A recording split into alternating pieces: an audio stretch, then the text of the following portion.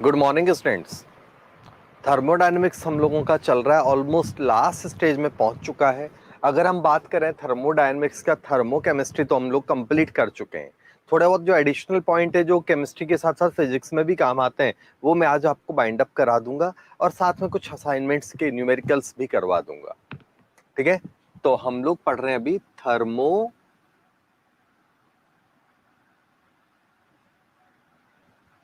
इसका लास्ट हमने पढ़ा था पिछले एपिसोड में, वो था हमारा थर्मोडायनेमिक्स का गिव्स फ्री एनर्जी। तो उसका जो फॉर्मूलाज था मैं लिख देता हूं एक बार फटाफट, तो इस बहाने रिवाइज हो जाएगा और इंपॉर्टेंट टॉपिक भी है ये। डेल्टा जी गिव्स फ्री एनर्जी का फॉर्मूला होता है एंथैल्पी चेंज माइनस टेम्परेचर और एंट्रोपी चेंज का मल्टीपल। प्रोडक्ट माइनस रिएक्टेंट भी इसका फॉर्मूला होता है, ये equal to minus work maximum के बराबर भी होता है। और ये क्या होता है, माइनस का 2.303 आरटी लॉग केसी भी होता है। केसी की जगह हम केपी भी काम में ले सकते हैं, इसलिए मैं केवल के लिख देता हूं। इसके बाद ये जो आता है गिव्स फ्री एनर्जी, ये minus N F E naught cell electrochemistry से लिंक हो जाता है। ये कुछ गिव्स फ्री एनर्जी के मेन फॉर्मूलाज हैं। क्लियर? कोई इशू है तो बोल दो। ये हम पहले लेक्चर में, पिछले एपिसोड में कर चुके हैं। तो अब हम लोग जो देख रहे हैं वो यहां पर है, अगर गिव्स फ्री एनर्जी, कंडीशन है इफ डेल्टा जी गिव्स फ्री एनर्जी नेगेटिव होगा तो रिएक्शन होगा स्पॉन्टेनियस, अगर पॉजिटिव होगा तो रिएक्शन होगा नॉन स्पॉन्टेनियस, अगर जीरो होगा तो रिएक्शन होगा इक्विलिब्रियम। गिव्स फ्री एनर्जी जो है उसके हिसाब से हम लोग देख रहे हैं। गिव्स फ्री एनर्जी पॉजिटिव है, नेगेटिव है और जीरो है। ये सब बातों के हिसाब से हम लोग रिएक्शन की स्पॉन्टेनिटी का डिसाइड करते हैं। स्पॉन्टेनियस रिएक्शन भी मैंने बताई थी, वो रिएक्शंस जो अपने आप होती है या एक बार इनिशिएट करा दी जाए और लगातार चलती जाए, उन रिएक्शंस को कहते हैं हम लोग स्पॉन्टेनियस रिएक्शंस। स्पॉन्टेनियस रिएक्शंस वो होती हैं जो या तो अपने आप हो, या एक बार जिन रिएक्शंस को कंप्लीट कर दिया, एक बार चालू कर दिया जाए और लगातार चलती जाए, वो होती है स्पॉन्टेनियस। जबकि वो रिएक्शन जो ना अपने आप हो ना चालू कराने के बाद लगातार चलती जाए, उन्हें कहते हैं नॉन स्पॉन्टेनियस रिएक्शंस। हाँ या ना? तो रिएक्शंस दो टाइप की होती हैं, एक है स्पॉन्टेनियस, एक है नॉन स्पॉन्टेनियस। ठीक है, अब यहां के बेस पे एक टेबल बहुत इंपॉर्टेंट है, ये बनती है डेल्टा एच कैसा है, डेल्टा एस कैसा है। इसके हिसाब से अगर हम देखें तो कंडीशन अगर कहीं जरूरत है इफ एनी, तो उसके बाद हमें पता चलेगा डेल्टा जी और type of reaction, gives free energy क्या आएगी और रिएक्शन का टाइप क्या होगा। ये काफी इंपॉर्टेंट है चार्ट। देखो, अगर ये नेगेटिव है तो ये नेगेटिव भी हो सकता है, ये नेगेटिव है तो ये पॉजिटिव भी हो सकता है। क्लियर है कि नहीं? ये अगर मान लो पॉजिटिव है तो ये नेगेटिव भी हो सकता है, ये पॉजिटिव है तो ये पॉजिटिव भी हो सकता है। क्लियर है कि नहीं? कोई प्रॉब्लम है तो बोल दो।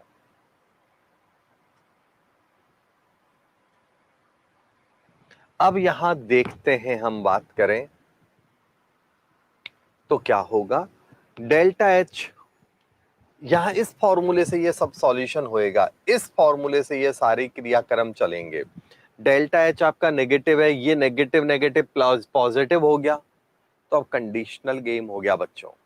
कंडीशनल गेम कैसे हो गया कि अगर मान लो डेल्टा एच ज्यादा बड़ा है, delta H is greater than T delta S है, और ये कब होगा, जब टेम्परेचर कम होता है तब। लो टेम्परेचर पर ऐसा होगा, और लो टेम्परेचर पर ऐसा होगा तो रिजल्ट आएगा नेगेटिव, और नेगेटिव आने का मतलब है रिएक्शन होगी स्पॉन्टेनियस। नेगेटिव आने का मतलब है रिएक्शन होगी स्पॉन्टेनियस। को डाउट है? लेकिन अगर मान लो ये बड़ा है टी डेल्टा एस, मतलब डेल्टा एच के कंपेयर में टी डेल्टा एस बड़ा हो गया, और ऐसा कब होगा? जब टेम्परेचर ज्यादा होगा तब ऐसा होगा। तो उस केस में रिएक्शन होगी पॉजिटिव, और नॉन स्पॉन्टेनियस कहते हैं उसको। नॉन स्पॉन्टेनियस इस रिएक्शन को कहते हैं। हाँ या ना? कोई डाउट है? चले हम आगे। अगला केस, ये माइनस है ये प्लस है, ये माइनस है और ये अगर हम देखें तो ये प्लस है, तो उस केस में क्या होगा?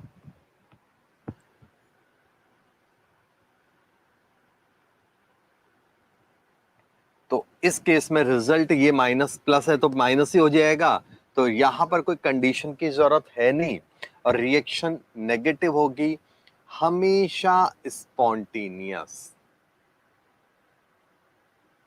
रिएक्शन ऑलवेज स्पॉन्टेनियस होगी, यहां कोई कंडीशन की अप्लाई करने की जरूरत है ही नहीं। टेम्परेचर कम हो ज्यादा हो, हर कंडीशन में रिएक्शन स्पॉन्टेनियस होगी। क्वेश्चन बनते हैं बहुत ज्यादा इस पे, बताओ कब रिएक्शन हमेशा स्पॉन्टेनियस होगी, कब नॉन स्पॉन्टेनियस होगी? अगर मान लो टेम्परेचर दे दिया, ये नेगेटिव है ये भी वैल्यू नेगेटिव है, तो लो टेम्परेचर पे क्या होगा, हाई पे क्या होगा? इसी थियोरेटिकल को न्यूमेरिकल में बदल सकते हैं। तो देखेंगे अपन प्रैक्टिस में क्वेश्चंस कैसे होते हैं। ये माइनस है तो माइनस माइनस प्लस हो जाएगा, तो यहां आंसर हमेशा प्लस आएगा। आंसर हमेशा प्लस आएगा, तो ये हो गया नॉन स्पॉन्टेनियस। ये हमेशा प्लस आएगा और रिएक्शन होगी नॉन स्पॉन्टेनियस। को डाउट है तो बोल दो।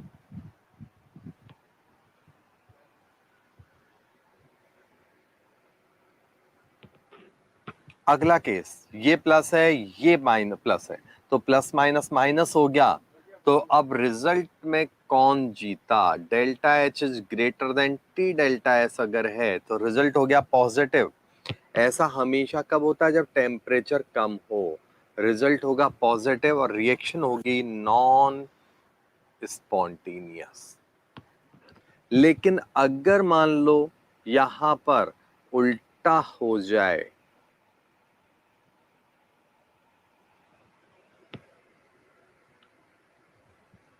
तो रिएक्शन होगी नेगेटिव और होगा स्पॉन्टेनियस।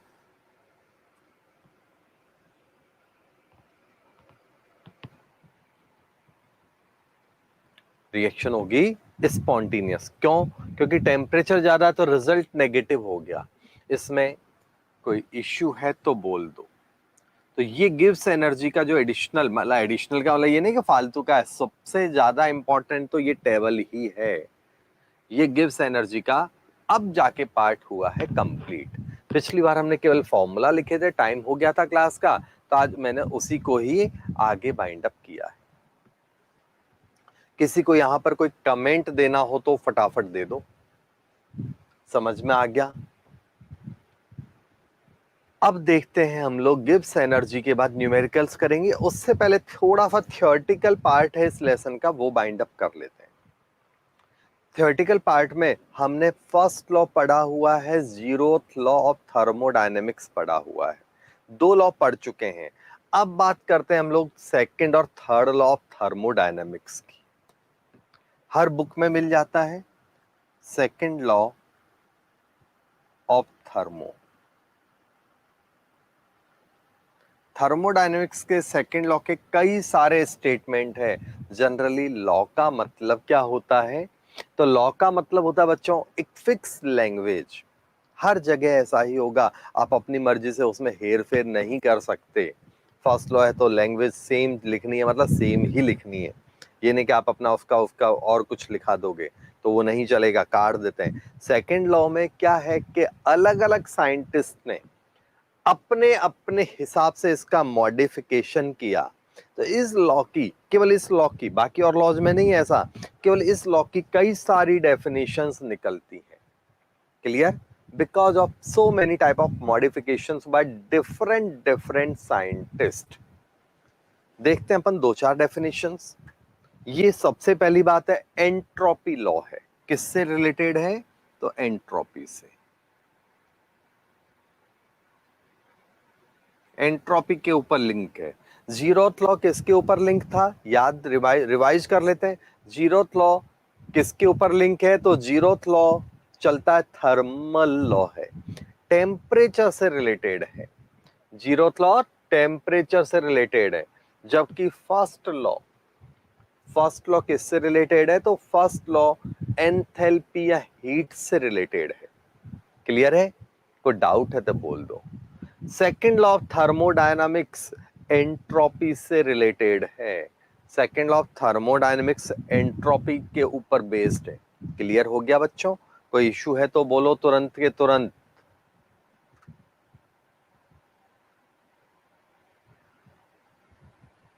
चले हम आगे।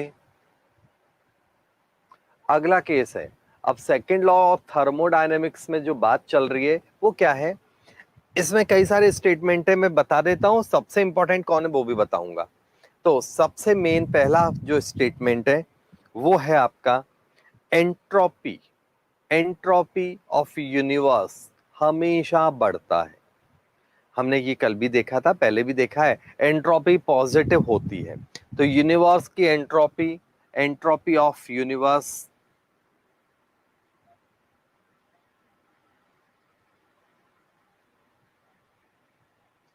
ऑलवेज इंक्रीजेस, ज्यादा होगा, बढ़ता है। ये एक डेफिनेशन होगी।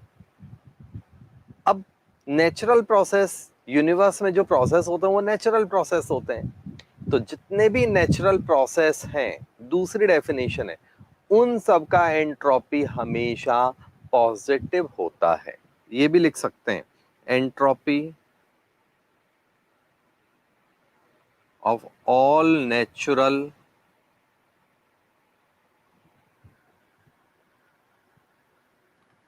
प्रोसेस ये हमेशा पॉजिटिव होती है। एक ही बात है, इसी को ऐसे लिख दिया। इसका मतलब नेचुरल प्रोसेस, अगला डेफिनेशन था, all natural process, in natural process में क्या होता है? स्पॉन्टेनिटी होती है, स्पॉन्टेनियस नेचर के होते हैं। हाँ या ना? जो भी नेचुरल प्रोसेस है उनका एंट्रोपी पॉजिटिव होता है, और जिनकी एंट्रोपी पॉजिटिव होती है जनरली वो स्पॉन्टेनियस होते हैं। जहां भी एंट्रोपी है वो देखो हमेशा स्पॉन्टेनियस है। लेकिन ऐसा नहीं कि जनरली बोला है इसलिए मैंने, क्योंकि यहाँ कंडीशंस भी लग जाती है।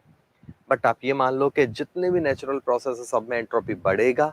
यूनिवर्स का एंट्रोपी ज्यादा होता है, बढ़ता है। नेचुरल प्रोसेस ऑटोमेटिक होते हैं, उनको कराने की जरूरत नहीं होती। तो उनमें क्या होता है? स्पॉन्टेनियस नेचर होती है। क्लियर? हम ऐसी कोई मशीन नहीं बना सकते। एक साइंटिस्ट था क्लॉशियस, क्लॉशियस एक साइंटिस्ट था, उसने सबसे वैल्यूएबल डेफिनेशन दी एंट्रोपी की। सबसे ज्यादा इंपॉर्टेंट कह सकते हैं कि हम ऐसी कोई मशीन नहीं बना सकते जिससे हीट लोअर से हायर टेम्परेचर की तरफ फ्लो हो। जनरली हीट जो होती है हायर से लोअर की तरफ चलती है।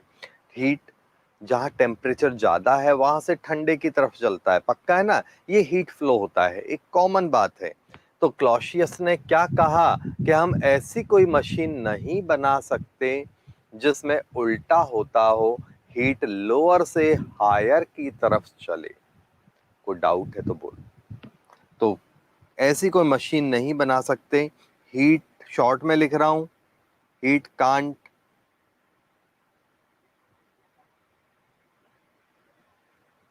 B flow from lower to low to high temperature. घुमा फिरा के बात देखी जाए तो एक ही बात निकल रही है सबकी, क्योंकि आपको पता है कि ऑटोमेटिक होने वाले प्रोसेस जो स्पॉन्टेनियस होते हैं उनमें हाई से लो की तरफ जाता है, हाई से लो की तरफ जाता है, वो स्पॉन्टेनियस प्रोसेस है। अब नॉन स्पॉन्टेनियस प्रोसेस में क्या होगा, हीट लो से हाई की तरफ वाली बात आ रही है। तो नॉन स्पॉन्टेनियस प्रोसेस ये है।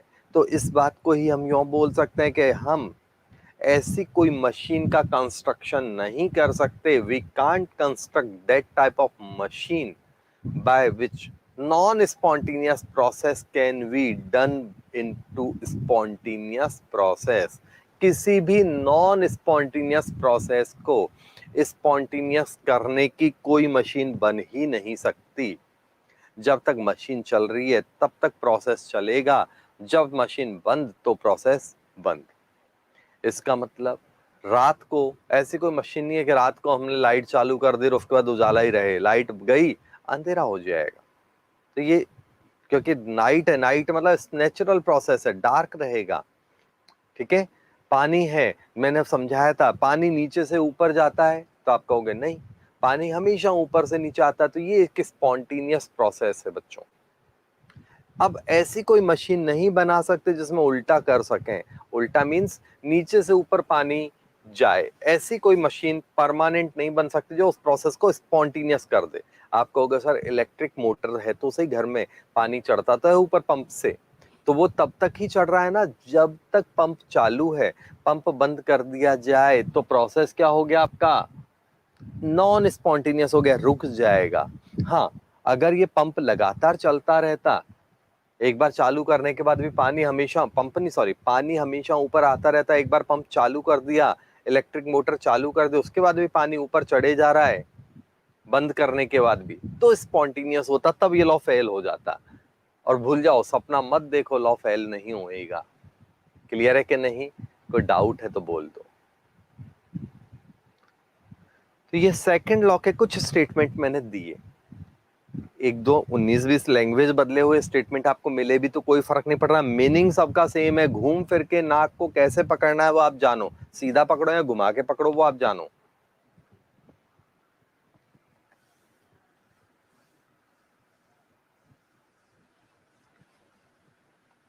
अब देखते हैं हम लोग third law of thermodynamics. Thermodynamics का हम लोग देखेंगे थर्ड लॉ।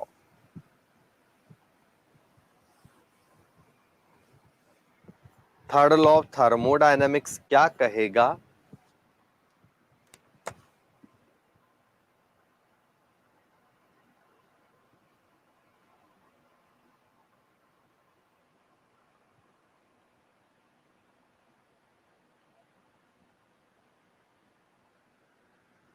थर्मोडायनेमिक्स का थर्ड लॉ ये कहता है,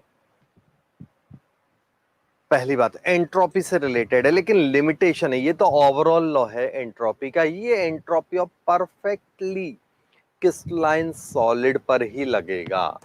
तो entropy for perfect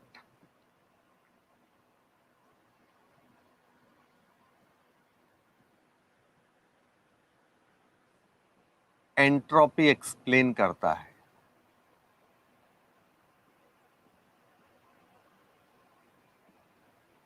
explain entropy for perfect crystalline solids. Repeat कर दूं, थर्ड लॉ, अभी लॉ नहीं बताया है, थर्ड लॉ का मीनिंग है एंट्रोपी ही बता रहा है, लेकिन किसकी, सॉलिड की, और वो भी परफेक्ट सॉलिड की बताएगा, लिक्विड और गैस की या नॉन क्रिस्टलाइन सॉलिड की नहीं बताएगा। ये इसका मीनिंग है। Clear?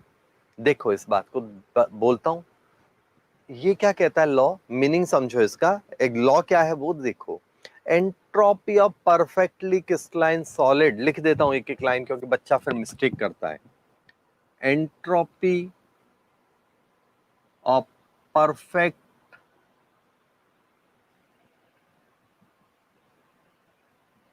Crystalline solid at 0 kelvin, absolute zero भी बोलते हैं इसको, 0 केल्विन, ओके नहीं है कहीं, ओके कर दो, 0 kelvin temperature is taken as zero. 0 kelvin temperature पर परफेक्ट क्रिस्टलाइन सॉलिड्स की एंट्रोपी 0 होती है। ये आपका है थर्ड लॉ ऑफ थर्मोडायनेमिक्स। तो दो तीन बातें यहां ध्यान रखना, ये है मतलब इसका मतलब केल्विन को डिग्री में लेऊंगा तो इतना होगा। बच्चा ये मिस्टेक कर देता, डिग्री को केल्विन और केल्विन को डिग्री में अंतर नहीं समझ पाता। तो ये बात आपको ध्यान रखनी है बच्चों। यहाँ पर 0 केल्विन की बात हो रही है, परफेक्ट सॉलिड की बात हो रही है, क्रिस्टल फॉर्म होना जरूरी है। मीन्स जो सॉलिड तो है लेकिन जिनकी क्रिस्टल स्ट्रक्चर नहीं है उन पर भी नहीं लगेगा, जो क्रिस्टल है लेकिन प्योर सॉलिड नहीं है उन पर भी नहीं लगेगा, 0 केल्विन पर ही लगेगा। और 0 केल्विन पर हम ये कह सकते हैं कि जो प्योर परफेक्ट सॉलिड है वो सीज हो जाते हैं, फ्रीज हो चुके होते हैं, उनमें एंट्रोपी का वाला डिसऑर्डर अब होएगा ही नहीं, मूवमेंट उनका खत्म हो गया। हाँ है ना, इसका मीनिंग समझ में आया? तो जैसे जैसे टेम्परेचर हम कम करते जाएंगे, 0 केल्विन की तरफ चलते जाएंगे, उनका मूवमेंट, एंट्रोपी, रैंडमनेस कम होता जाएगा, वो फ्रीज होते चले जाएंगे। किसी को प्रॉब्लम है तो बोल दो इसमें। क्लियर? लॉ कहां लगेगा, एप्लीकेबल कहां कहां है आपका? तो देखो, मेटल्स पर लगेगा क्योंकि मेटल्स परफेक्ट सॉलिड है, आयोनिक कंपाउंड्स पर लगेगा क्योंकि वो भी परफेक्ट सॉलिड है। एप्लीकेबल यहां पर है।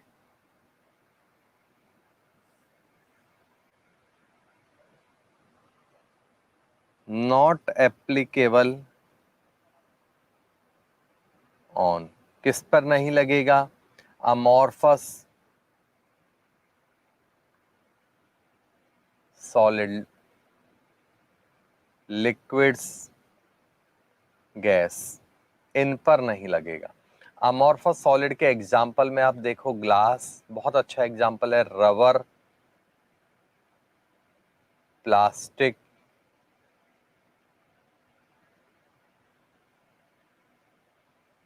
इन पर नहीं लगेगा।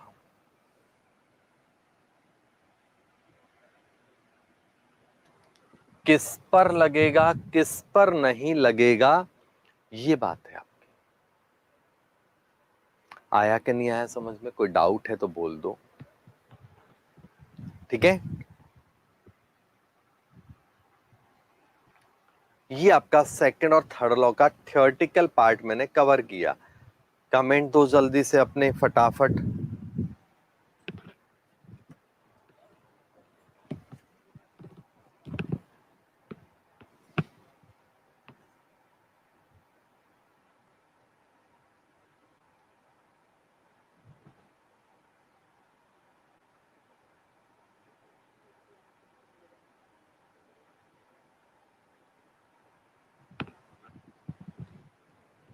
हो गया सबका कंप्लीट?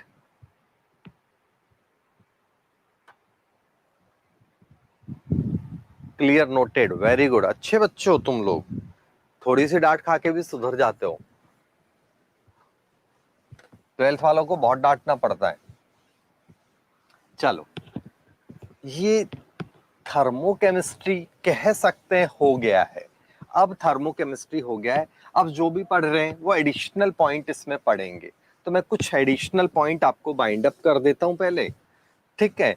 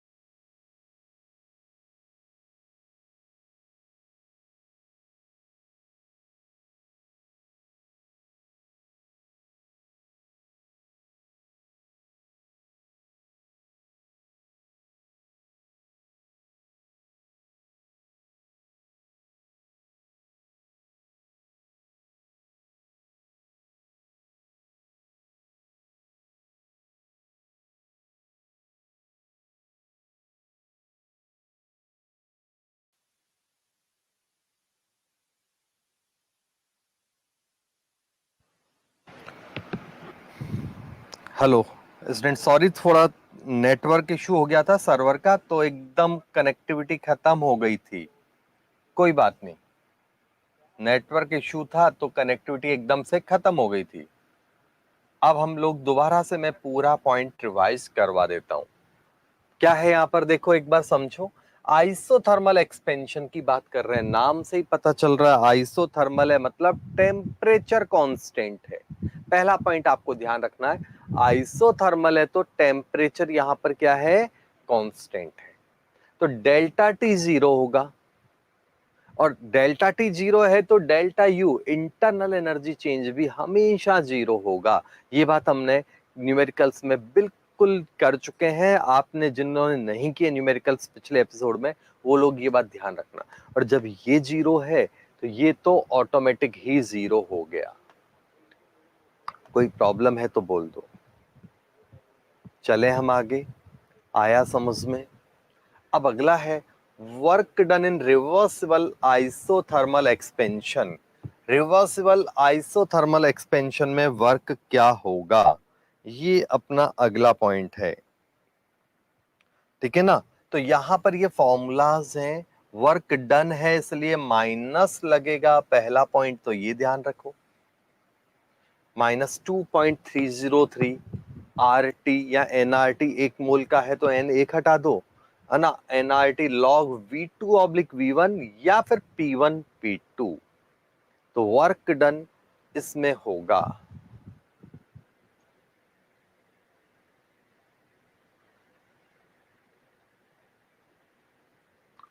ठीक है, कोई इश्यू है तो बोल दो।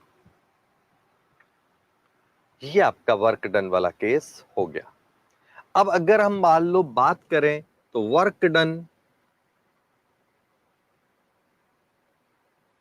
इन इरिवर्सिबल, रिवर्सिबल की जगह इरिवर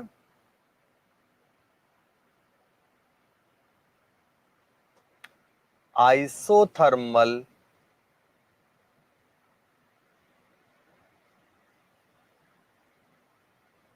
एक्सपेंशन।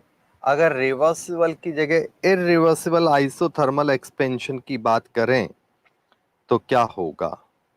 तो यहां पर तो बहुत सिंपल है, माइनस का पी डेल्टा वी। तो ये एक्सटर्नल प्रेशर होता है, डेल्टा भी लिख देता हूं डायरेक्ट। V2 माइनस V1 तो आप कर ही लेते हो, उसमें तो आप लोग एक्सपर्ट हो। को प्रॉब्लम है तो बोलो। ठीक है, चले हम आगे। ये हमने आइसोथर्मल वाले केस कंप्लीट किए। अगर हम बात करें तो एडायबिटिक केस की बात करते हैं, work done in adiabatic expansion.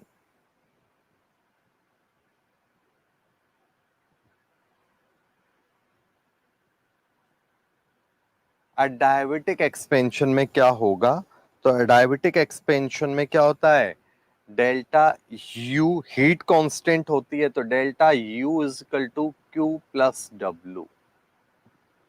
यहाँ पर एडायबिटिक है तो हीट कांस्टेंट होती है, तो इसका मतलब यहाँ पर delta U is equal to क्या होगा, वर्क हो जाएगा। क्योंकि Q या डेल्टा H लिखना है तो डेल्टा H लिख दो, वो तो कुछ भी लिखो। तो डेल्टा H यहाँ क्या होता है, जीरो होता है इस केस का मतलब। तो आपका आंसर क्या आ गया, ये हो गया आंसर। कोई डाउट है तो बोलो।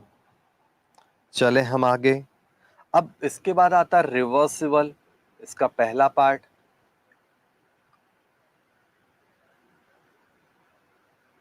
एडायबिटिक एक्सपेंशन,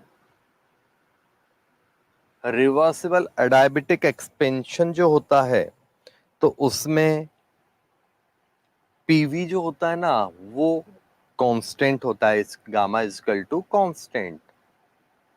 ठीक है ना। तो पी का मतलब प्रेशर या एक्सटर्नल प्रेशर है, तो PV is equal to gamma is equal to constant होता है। अब इसके बाद गामा का जो फॉर्मूला लगा के सीपी ऑब्लिक सीवी वाला जो फॉर्मूला है वो करके वो सब कांस्टेंट आप काउंट कर सकते हो। कैसे, देखो इस बात को मैं लिख देता हूं फॉर्मूला। इसका मतलब क्या है, T1 T2 वो भी गामा है, P1/P2, ये केमिस्ट्री में काम नहीं आएगा, फिजिक्स में काम आएगा, गामा -1 है, ठीक है ना।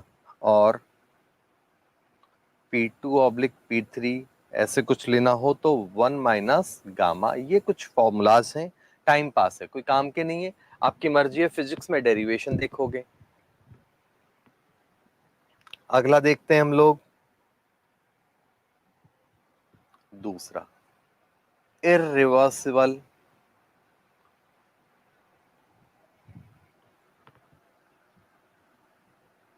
एडायबिटिक एक्सपेंशन की बात कर रहे हैं अब हम लोग। तो इररिवर्सिबल एडायबिटिक एक्सपेंशन में क्या होगा,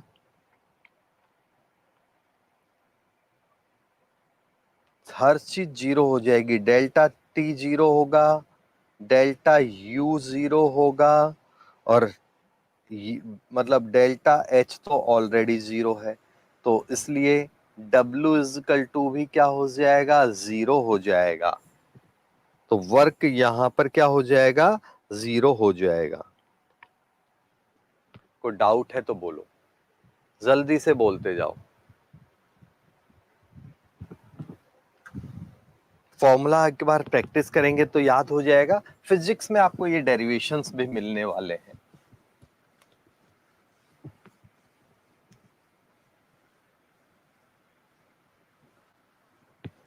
कमेंट देते रहो भाई, जल्दी से आ रहा है कुछ।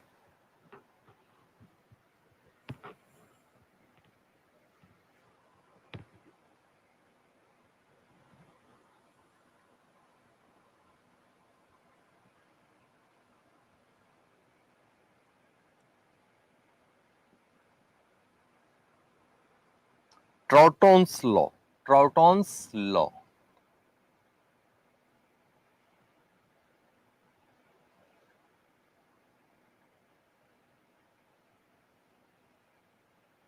ये क्या कहता है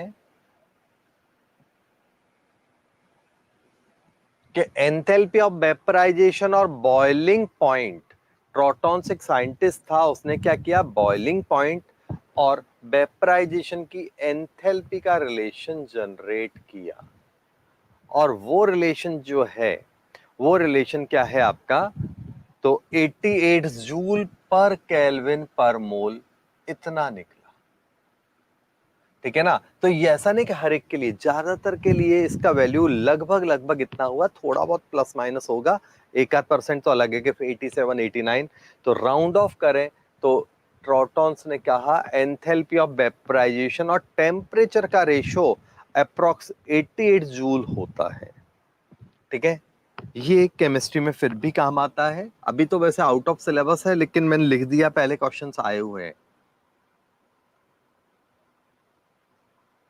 किरचॉफ्स लॉ या इक्वेशन, ये प्योरली फिजिक्स में है, केमिस्ट्री के में बुक्स में एक्स्ट्रा में दे रखा होता है, d delta H oblique d T is equal to delta C P.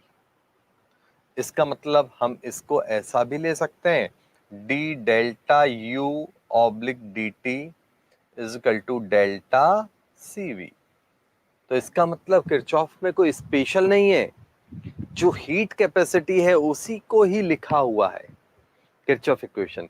याद है ना, अपन ने सीपी इजकल टू ये पढ़ा हुआ है formula, CP delta T is equal to delta H, clear. तो ये आपका किरचॉफ इक्वेशन हो गया।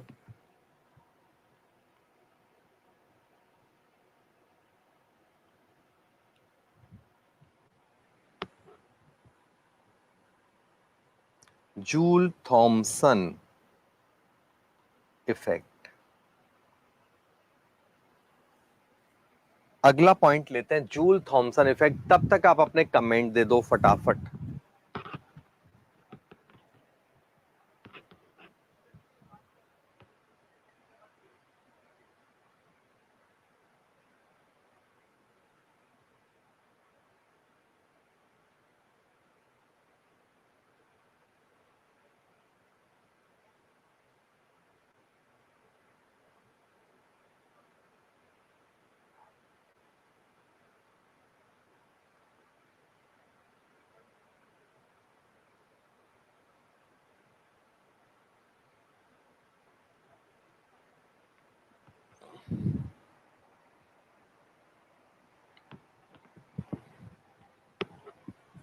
चलो, जूल थॉमसन एक साइंटिस्ट है, दो अलग अलग साइंटिस्ट है, नाम से पता है दोनों पॉपुलर हैं। तो जूल और थॉमसन ने एक इफेक्ट दिया, क्या है? तो जूल थॉमसन इफेक्ट में जूल थॉमसन कोफिशिएंट है एक, तो delta T oblique delta P, इसका जो रेशियो है ये कांस्टेंट हीट पर निकाला। रिपीट कर रहा हूं अभी, पहले समझ लो फिर आगे की बात करेंगे। जूल थॉमसन इफेक्ट, जूल और थॉमसन ने, यू है वो, यू है TROU, ट्राउटेन,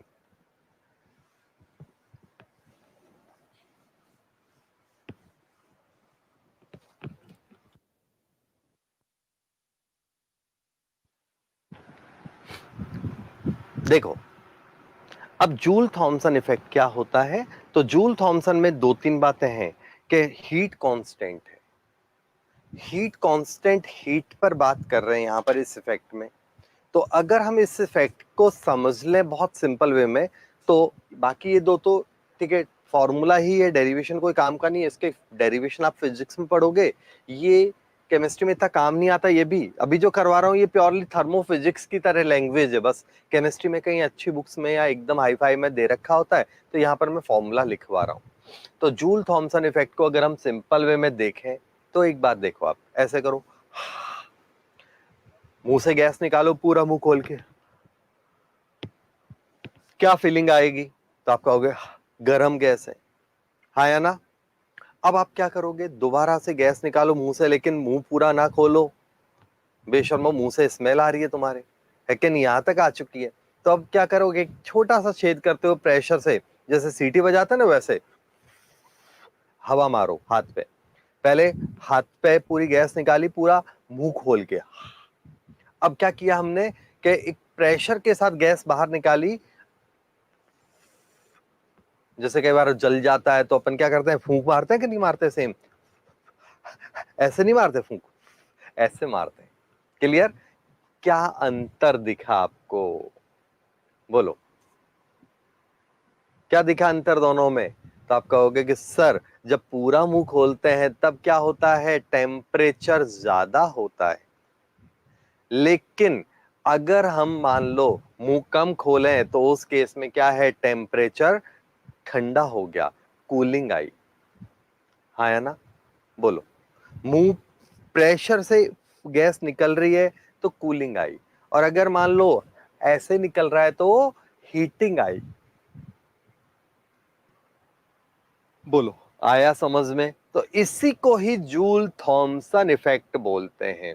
जूल थॉमसन इफेक्ट क्या है, लैंग्वेज बोल रहा हूं मैं। जब किसी भी गैस को, जूल थॉमसन इफेक्ट क्या है, जब किसी भी गैस को हाई प्रेशर पर एक्सपेंड कराते हैं, जब किसी भी गैस को हाई प्रेशर पर एक्सपेंड कराते हैं, फैलाए ना प्रेशर के साथ, तो कूलिंग इफेक्ट होता है, उसका टेम्परेचर डिक्रीज होता है। लेकिन अगर गैस को लो प्रेशर पर एक्सपेंशन में डालते हैं, फैलाते हैं, तो वहां पर जो है वो आएगा हीटिंग इफेक्ट। क्लियर? तो दो टाइप के इफेक्ट है, एक कूलिंग और एक है हीटिंग। टेम्प मतलब प्रेशर के ऊपर ये बात आएगी, प्रेशर ज्यादा है तो कूलिंग इफेक्ट, प्रेशर कम है तो हीटिंग इफेक्ट, हाँ या ना? कोई डाउट है तो बोल दो। अब यहां पर हम इसके कंसेप्ट को देखते हैं, थियोरेटिकल बात तो क्लियर हो गई। अब यहां पर अगर हम देखें तो जूल थॉमसन इफेक्ट में जो बात निकलती है, दो तीन बातें हैं। यहां पर एंथैल्पी कांस्टेंट है, ये हीट कांस्टेंट है, तो आइसो एंथैल्पी प्रोसेस है या एडायबिटिक प्रोसेस है, हीट कांस्टेंट है। सो आइसो ENTHALPY, एंथैल्पी, और EN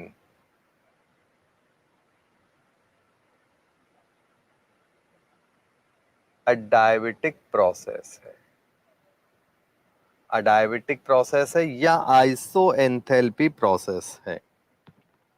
कोई डाउट है तो बोल दो, ठीक है ना। अब यहां कूलिंग कब आएगी, तो देखो नीचे जगह है उतनी, यहां लिख देता हूं। कूलिंग के लिए बात होएगी, म्यू का वैल्यू पॉजिटिव होएगा। अगर कूलिंग है तो म्यू का वैल्यू पॉजिटिव होएगा। पॉजिटिव क्यों होएगा, because dt dp both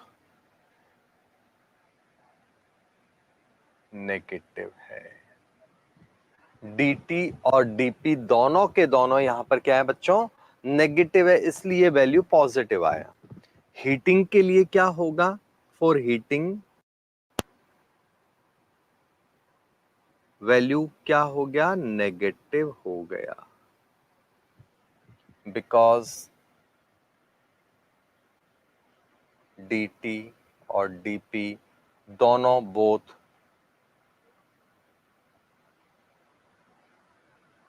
positive है, दोनों के दोनों पॉजिटिव है। हाँ या ना, कोई डाउट है तो बोल दो। चले हम आगे, आके देखो, सॉरी dt उल्टा लिख गया, dt क्या होगा, ये नेगेटिव आएगा ना, dt क्या होगा आपका, पॉजिटिव होगा, और dp नेगेटिव होगा। dp dt पॉजिटिव होगा और dp नेगेटिव होगा, यहां उल्टा लिख दिया था मैंने, ये है इसका मीनिंग। देखो समझ लो इस बात को। कूलिंग, कूलिंग का मतलब टेम्परेचर कम हो रहा है, तो टेम्परेचर कम हो रहा है तो क्या होगा, कूलिंग इफेक्ट कब आएगा, जब टेम्परेचर कम है तो कूलिंग हो रही है। कूलिंग का मतलब है डेल्टा टी नेगेटिव हो गया, और प्रेशर हाई प्रेशर पर है, हाई प्रेशर पर हम ये कूलिंग ला रहे हैं, तो उस केस में प्रेशर भी क्या हो रहा है, नेगेटिव हो गया, कम होता जा रहा है। क्लियर। लेकिन अगर ये वैल्यू नेगेटिव लाना हो अपने को, मतलब कब होएगा, जब हीटिंग होएगा तो वैल्यू नेगेटिव होएगा, और ऐसा कब होएगा, जब टेम्परेचर तो ज्यादा होगा, गर्म हो गया, लेकिन डीपी कम हो गया, तो रिजल्टेंट डीपी बहुत ज्यादा है, यहां पर डीपी नेगेटिव में बहुत ज्यादा वैल्यू है, इसलिए रिजल्ट नेगेटिव आ गया मैथ्स के हिसाब से। चले हम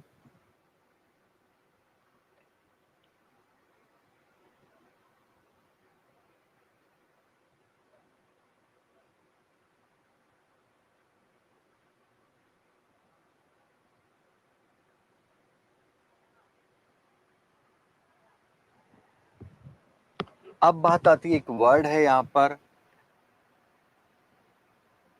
inversion temperature. inversion temperature at where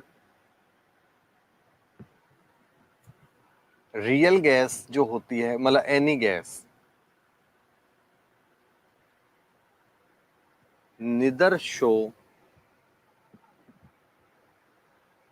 heating effect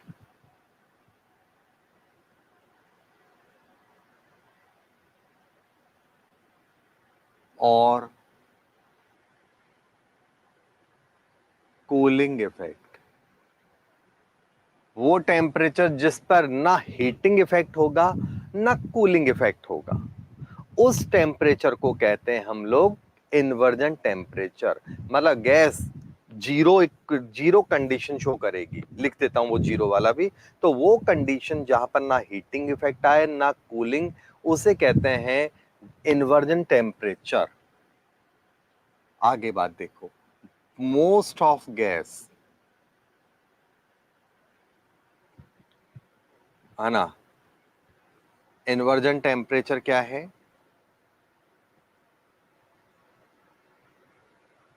for most of gas inversion temperature क्या होगा, अबव रूम टेम्परेचर होगा। मोस्ट ऑफ गैसेज के लिए इन्वर्जन टेम्परेचर रूम टेम्परेचर के ऊपर होगा। क्लियर है कि नहीं, बोलो कोई डाउट है, ठीक है ना, एक्सेप्ट हाइड्रोजन एंड हीलियम, बस these gases show, सॉरी यूं लिख लो, इन्वर्जन गैसेस, इन्वर्जन टेम्परेचर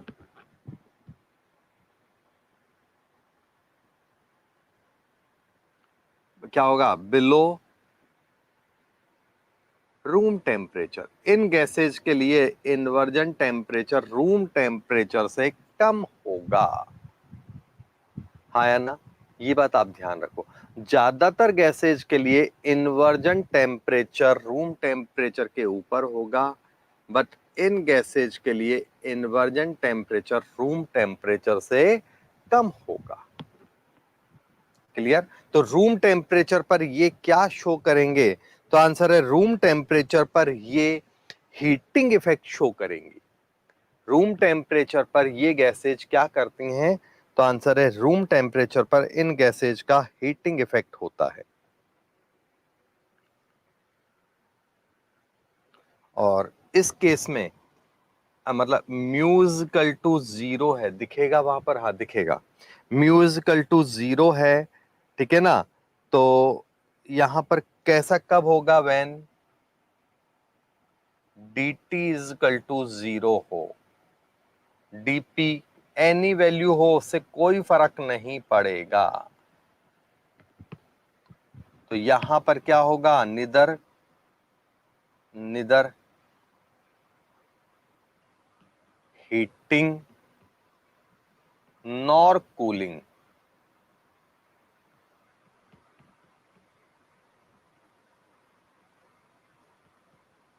ना हीटिंग होगी ना कूलिंग होगी। आया कि नहीं आया समझ में? कोई प्रॉब्लम है तो बोलो,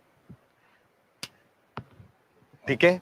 देखो समझो, यहां पर बात आएगी आपके कि अगर म्यू का वैल्यू जीरो हो गया तो ना हीटिंग होगी ना कूलिंग। यही बात को मैंने इधर इन्वर्जन टेम्परेचर हेडिंग डाल के समझाया हुआ है। कोई इशू है इसमें तो कमेंट दे दो जल्दी से भाई।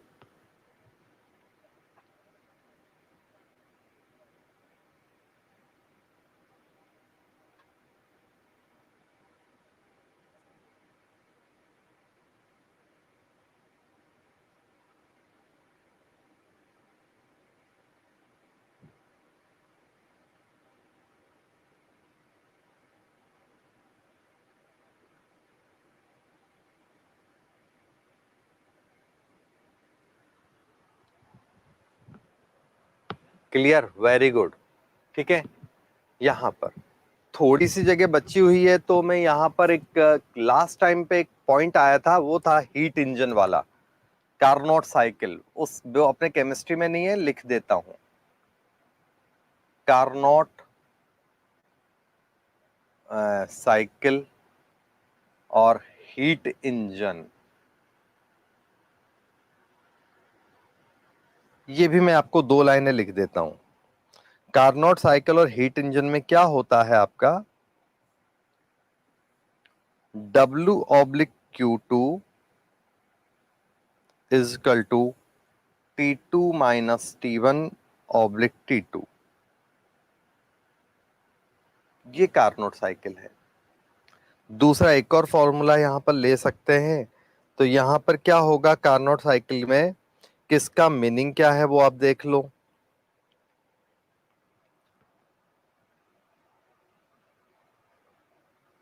W मतलब मीनिंग तो समझ में आ गया होगा कि W का मतलब वर्क है, वर्क पॉजिटिव है तो work done by, done on system, ठीक है ना। Q का मतलब हीट है।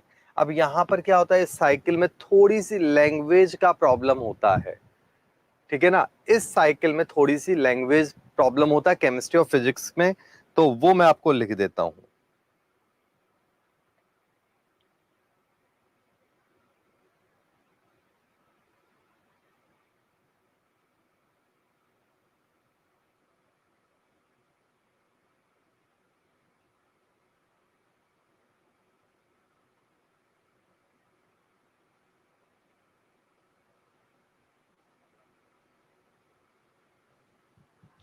ठीक है, देखो यहां पर क्या होता है कार्नोट साइकिल में, पहला बेस्ड ऑन बहुत अच्छा क्वेश्चन होता है। सेकंड लॉ ऑफ थर्मो, पहला तो ये आप ध्यान रखना, बहुत बार पूछा जाता है। क्लियर कि नहीं? अब यहां पर W work done on system है, ठीक है, यहां पर हीट है या टेम्परेचर, T1 और T2 कम और ज्यादा वाले टेम्परेचर्स को ले रहे हैं, ठीक है, ये आपको ध्यान रख लेना। एक बात और देखो, यहां पर एक क्वेश्चन मैं आपसे पूछूं, अगर कोई स्पॉन्टेनियस प्रोसेस है, क्वेश्चन है, अगर मतलब जो लिखना है वो तो हो गया, अब मैं आपसे एक क्वेश्चन पूछ रहा हूं कि स्पॉन्टेनियस प्रोसेस है, नोट डाल रहा हूं,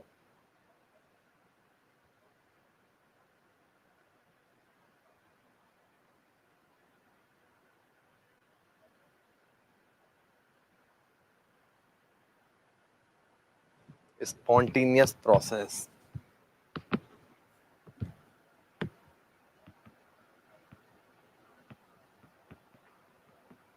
ये रिवर्सिबल होते हैं कि इरिवर्सिबल, पहला पॉइंट ये बताओ, क्वेश्चन है, तो आंसर है ये इरिवर्सिबल होते हैं, क्योंकि रिवर्स आएंगे नहीं, एक बार हो गया अपने आप हो गया, मतलब हो गया तो हो गया, वापस नहीं आएगा। दूसरा, डायरेक्शनल होते हैं कि इनडायरेक्शनल, दूसरा क्वेश्चन है, तो आंसर है ये नॉन डायरेक्शनल होते हैं। ये बहुत अच्छे पॉइंट है, नोट कर लो। स्पॉन्टेनियस प्रोसेस इरिवर्सिबल भी होते हैं और नॉन डायरेक्शनल नेचर के भी होते हैं। आया कि नहीं आया समझ में? बोलो कोई डाउट है तो फटाफट नोट करो, फिर आगे चलते हैं हम लोग।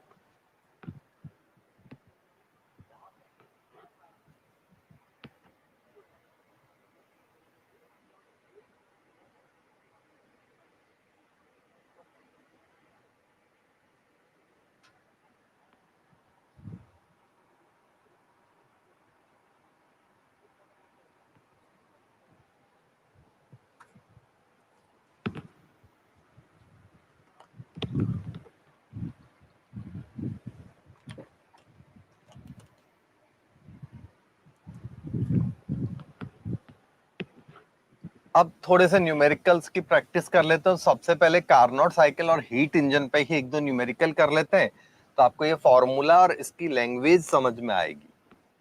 बाकी फिजिक्स में इसमें काफी अच्छे क्वेश्चंस मिलेंगे। अभी जो बोर्ड पे लिखा हुआ है ये सारा फिजिक्स का पार्ट था, केवल जूल थॉमसन इफेक्ट है, शायद वो फिजिक्स में नहीं होता, केमिस्ट्री में भी नहीं होता, मैंने करवा दिया। लिखो, एक क्वेश्चन दे रहा हूं आपको,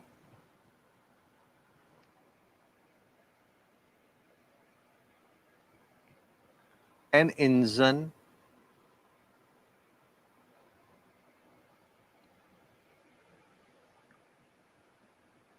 operating between 150 Celsius and 25 degree Celsius takes 500 joule heat from high temperature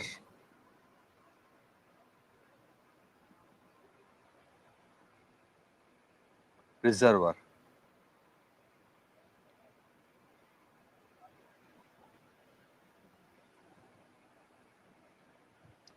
If there are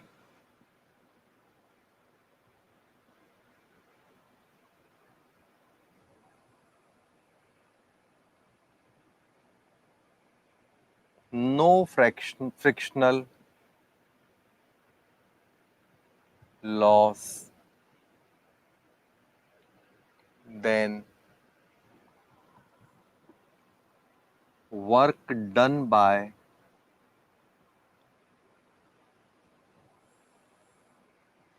engine is, करो, सामने फॉर्मूला है, कैसे करना है वो करो, मैं एक दो क्वेश्चंस लिख देता हूं आपको, ठीक है ना? ट्राई करो क्या करना है, कौन T1 है कौन T2 है, क्या करना है देखो।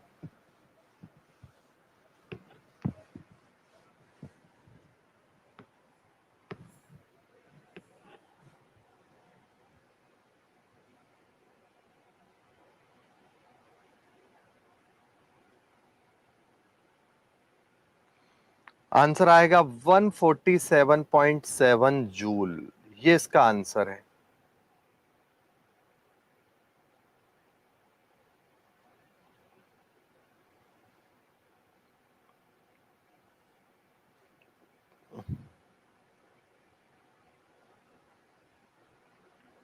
हो गया क्वेश्चन? और देता हूं एक दो क्वेश्चन और। क्वेश्चन नंबर 1 हो गया। Question number 2, find out the working capacity of an engine which is working between,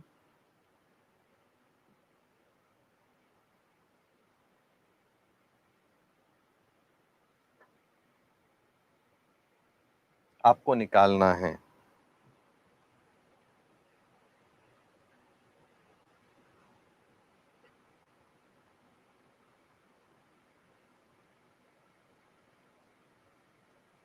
इस टेम्परेचर पे वर्क कर रहा है। इस temperature of boiler is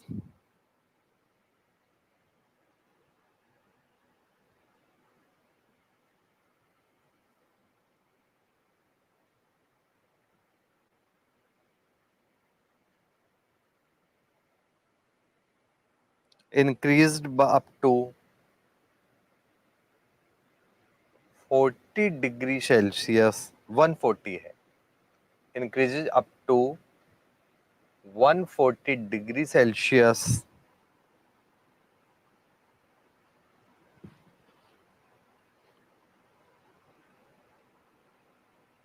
and sink temperature is equal to this। ये है आपका क्वेश्चन। इसका आंसर आएगा 27.8%। हीट इंजन और कार्नोट साइकिल से रिलेटेड मैंने दो क्वेश्चंस दिए, ट्राई करो। पहला वाला तो डायरेक्ट, ये काफी इजी है।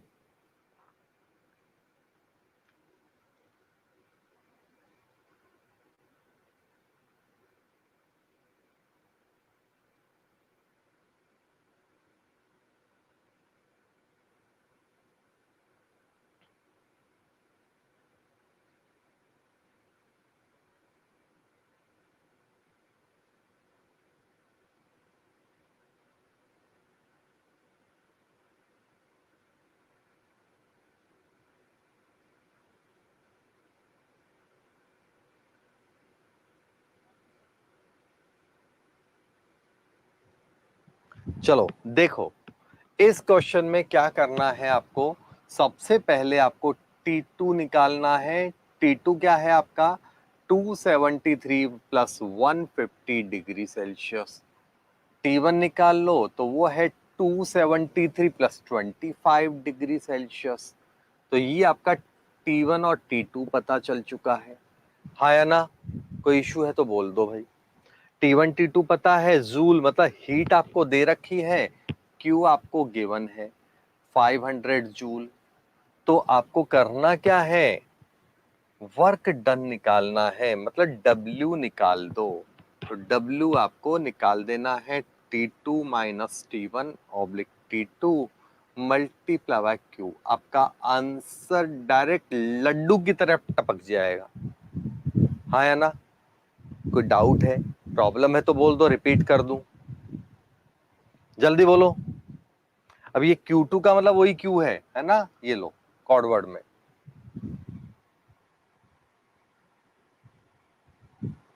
दूसरा क्वेश्चन देखो, तो दूसरे क्वेश्चन के लिए हम क्या कर रहे हैं? सबसे पहले W ऑब्लिक Q2, इसको ही ईटा बोलते हैं, नीटा कॉर्ड वर्ड है ये। T2 minus T1 oblique T2, ये आपका फॉर्मूला है। ये ईटा का मतलब क्या है? तो यहां जो आपको एफिशिएंसी वाली बात कर रहा है ना, कैपेसिटी वाली, वर्क एफिशिएंसी या वर्क कैपेसिटी है ये। एफिशिएंसी भी इसी को ही बोलते हैं। क्लियर हो गया? कोई डाउट है तो बोल दो। ये आपका ये वाला फॉर्मूला इसका हो गया। अब देखो बच्चों, पहले यहां तक बोलो कोई प्रॉब्लम है इस क्वेश्चन में तो बोल दो। दूसरा, इस फॉर्मूले में, ये फॉर्मूला तो हमने पढ़ा ही था, उसी फॉर्मूले को ऐसा लिख दिया, कैपेसिटी या एफिशिएंसी पूछा है तो ईटा फॉर्म में। ईटा ही वर्क एफिशिएंसी या कैपेसिटी है। हाँ या ना? कोई इशू है? जल्दी से बोल दो। अब हम क्या करेंगे, केस 1 लेंगे हम। पहला केस है आपका जिसमें टेम्परेचर T1 और T2।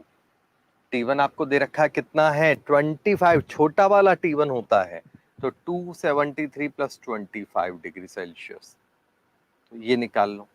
T2 कितना है आपका, तो T2 आपका कितना है 273 प्लस 110 डिग्री।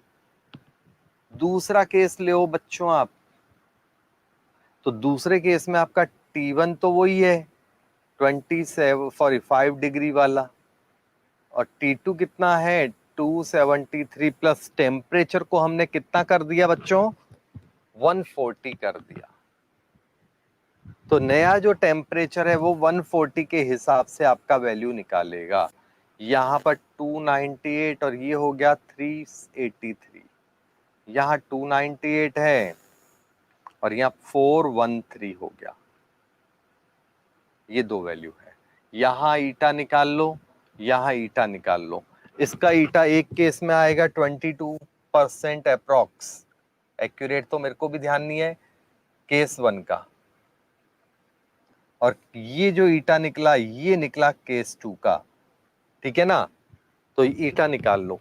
एक आएगा, फॉर्मूला सामने ही है ना, T2 minus T1 oblique T2। तो इस केस का निकाल लो, इस केस का निकाल लो। दोनों आंसर आ रहे हैं कि नहीं आ रहे, जल्दी से कमेंट दो। 1 मिनट का टाइम दे रहा हूं आप लोगों को, 1 मिनट में अपना रेस्पॉन्स दो। कैलकुलेट हुआ कि नहीं हुआ, जल्दी से बोल दो।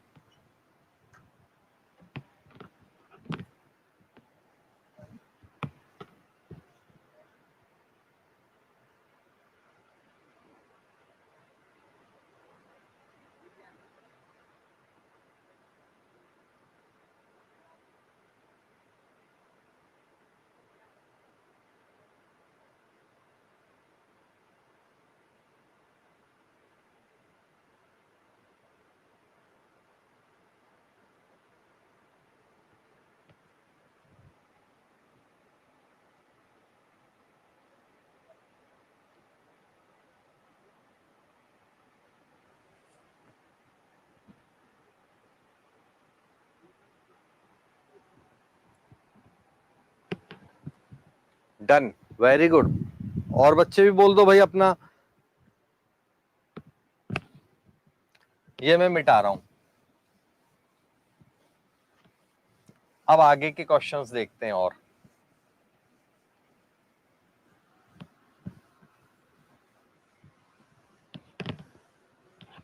देखो, थोड़े से और क्वेश्चंस की प्रैक्टिस करते हैं अपन बैठ के। अभी इसका एक एपिसोड और चलेगा आज के बाद भी, कम से कम अच्छे लेवल की असाइनमेंट खत्म होंगी, क्योंकि थियोरेटिकल फिजिकल केमिस्ट्री का मतलब थ्योरी पढ़ना ही नहीं होता, ज्यादा से ज्यादा न्यूमेरिकल्स करना फिजिकल केमिस्ट्री होता है, जिससे आपका न्यूमेरिकल्स पे कमांड बने। दूसरी बात आप ध्यान रखना बच्चों, जो है सैटरडे आपका डेडलाइन दिया हुआ है, 2 दिन के बाद आपको बोर्ड आपका जो असाइनमेंट शीट अपलोड की हुई है वो सबमिट करनी है। ये ध्यान रखना, सैटरडे को आपको एनी हाउ सबमिट कर देनी है। ये रिमाइंडर मारा है मैंने। क्वेश्चन दे रहा हूं, ट्राई करो।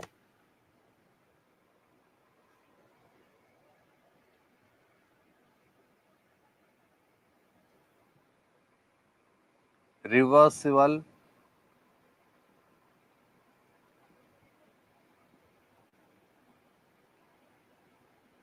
है ना, इस प्रोसेस का वर्क डन निकालना है आपको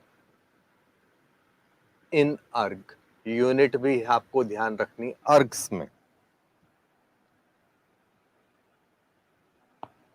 1 मोल ऑफ आइडियल गैस है, वॉल्यूम जो है आपका 10 लीटर से हमने कितना कर दिया, 20 लीटर कर दिया, ठीक है ना, एट 25 डिग्री सेल्सियस। अब बताओ क्या होगा। ये आपको condition they the,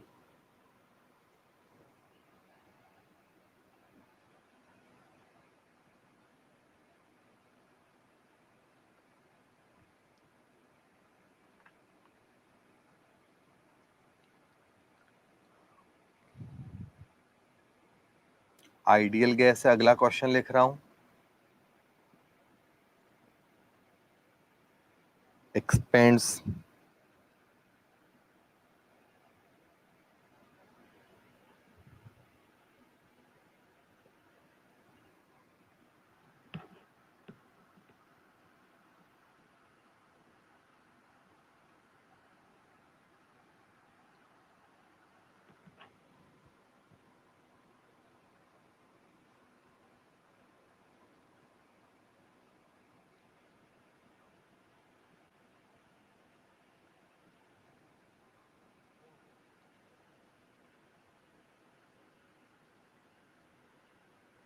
against a constant pressure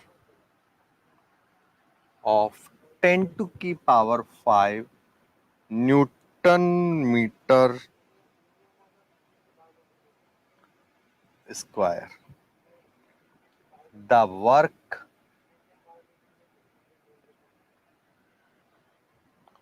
done is. ये दो क्वेश्चन और दिए मैंने, ट्राई करो।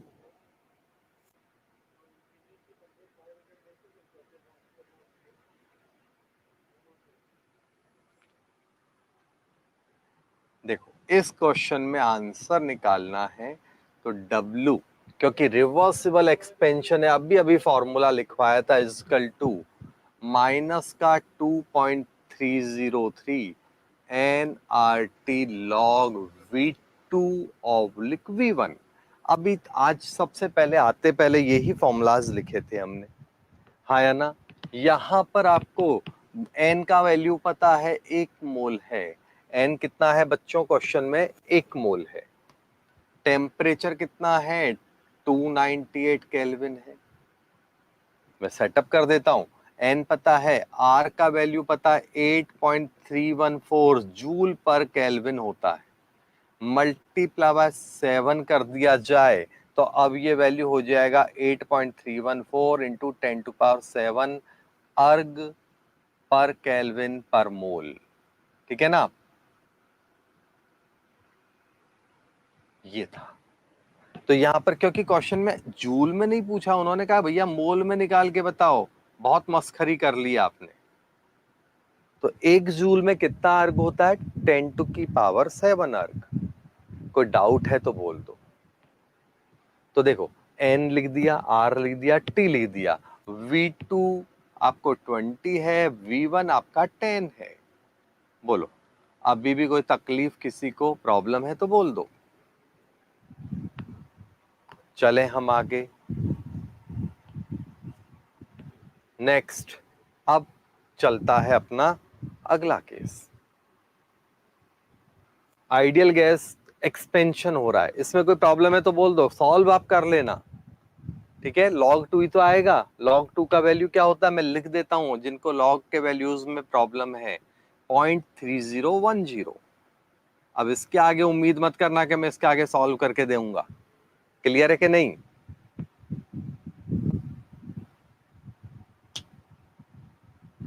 अगला क्वेश्चन क्या कह रहा है, पढ़ो एक बार क्वेश्चन, दिमाग लगाओ। ये क्वेश्चन कैसे करोगे, एक तो मैंने बता दिया, दूसरा आप ट्राई करो भाई।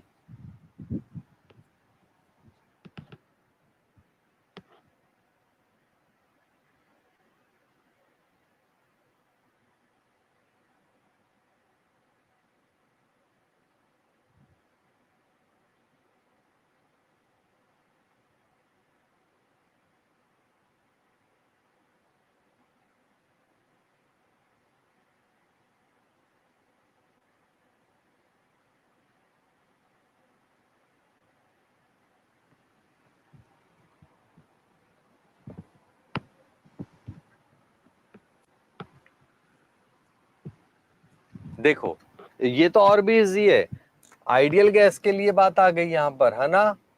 तो आइडियल गैस का वर्क क्या होता है? माइनस का P डेल्टा V, बस। तो यहां पर प्रेशर कितना है आपका? 10⁵ न्यूटन मीटर स्क्वायर, मतलब पर मीटर। कॉमन सेंस लगाना। टेम्परेचर का कोई मतलब नहीं है, डेल्टा V निकालना है तो V2 माइनस V1 10⁻²। यहां से एक्सपेंशन हो रहा है यहां तक, तो -10⁻³ तो ये आपका डेल्टा वी हो गया। सॉल्व कर लो, कर पाओगे कि नहीं कर पाओगे? जल्दी से एक बोल दो भाई, क्वेश्चन हो जाएगा आपसे? क्या हाथ पांव ढीले हो रहे हैं?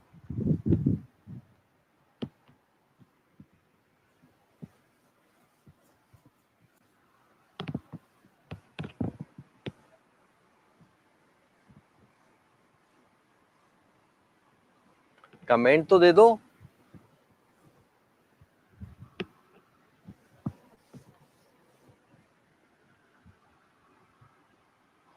अगला क्वेश्चन लिखता हूं मैं।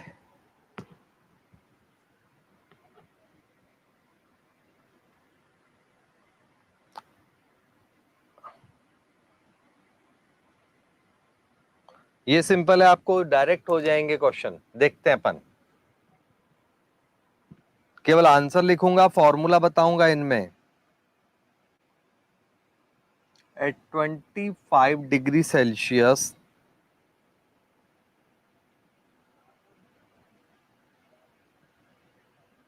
एंथैल्पी चेंज आपको एंड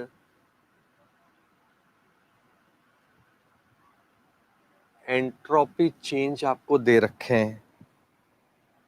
कितना एंथैल्पी चेंज है? माइनस का 11.7 इंटू 10⁻³ जूल।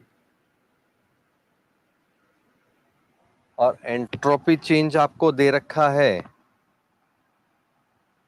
माइनस का 105 जूल पर मोल पर केल्विन। ये आपको दोनों वैल्यूज आपको दे दिए, इसका वैल्यू भी लिख दिया, इसका वैल्यू भी लिख दिया। तो गिब्स फ्री एनर्जी बताओ।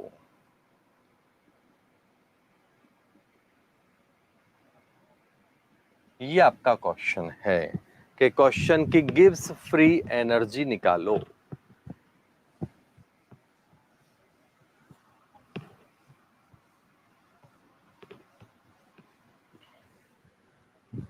ठीक है, अगला क्वेश्चन दे रहा हूं। आंसर कितना आएगा मैं आंसर लिख देता हूं, सॉल्व करते रहो, नहीं तो मैं सॉल्व कर दूंगा। पहले क्वेश्चन लिख दूं मैं एक साथ।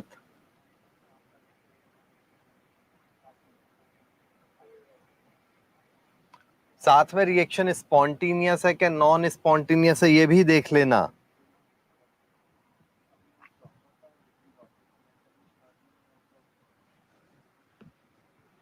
अगला क्वेश्चन है अपना, Ag2O को जब गर्म कर रहे हैं, फिजिकल स्टेट ये सॉलिड है, ये भी सॉलिड है आपका बैलेंस में, साथ में ऑक्सीजन है हाफ यूनिट। Ag2O को जब गर्म कर रहे हैं तो ये बन रहा है, ठीक है ना। इस रिएक्शन के लिए आपको क्या कर रखा है, डेल्टा H का वैल्यू लिखा हुआ है क्वेश्चन में 30.56 किलो जूल पर मोल। डेल्टा S का वैल्यू लिखा हुआ है बच्चों, क्या लिखा हुआ है, 0.066 किलो जूल पर मोल, और यूनिट भी है साथ में टेम्परेचर पर केल्विन।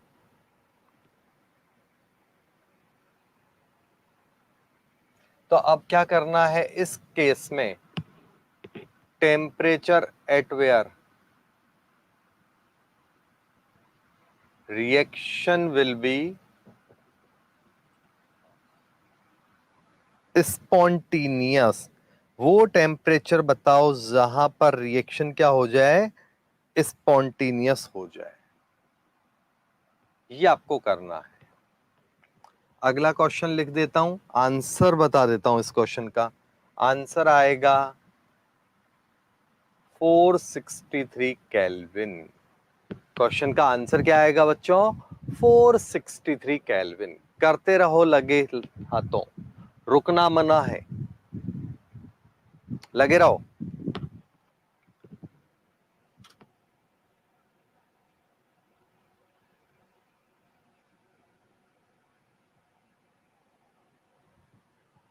ये एक रिएक्शन है C2H2 जो गैस है,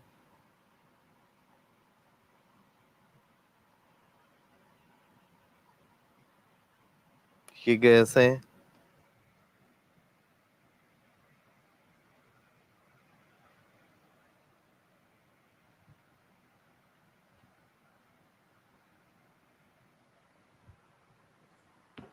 इस रिएक्शन का डेल्टा जी आपको दे रखा है -1234 kilo joule.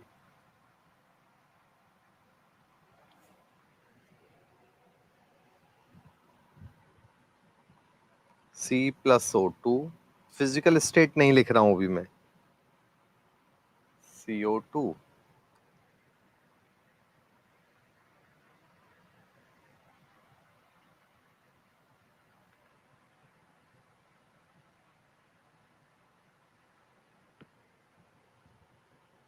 H2 plus half of O2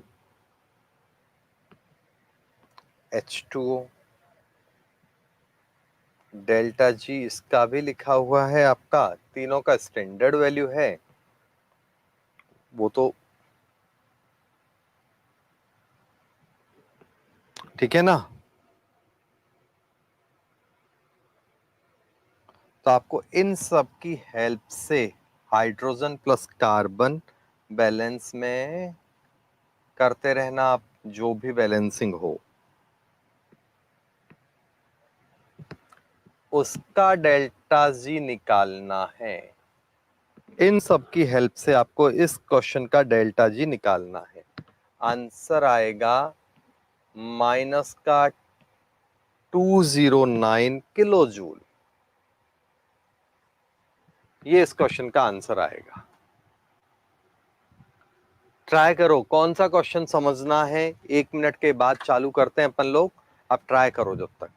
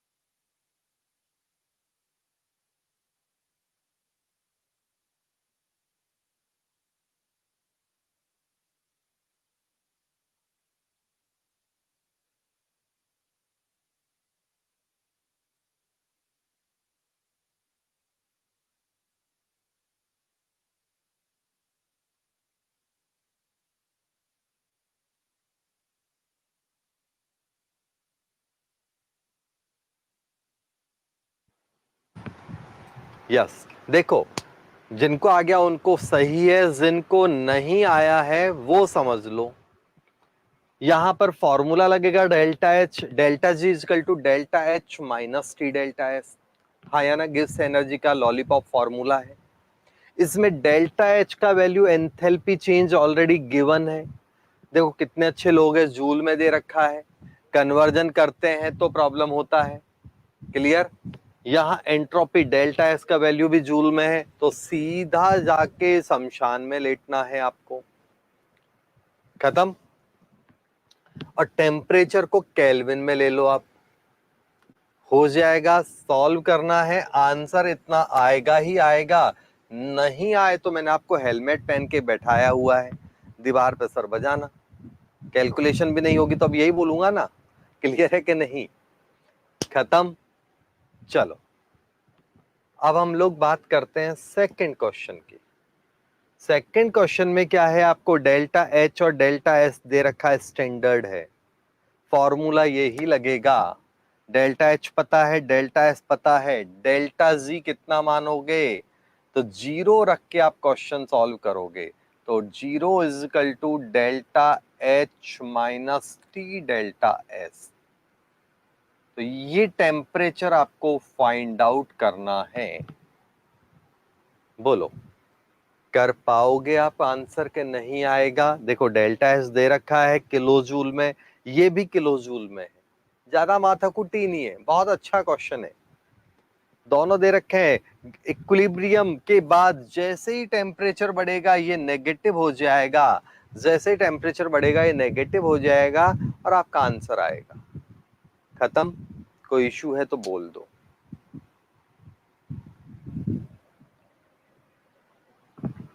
चलो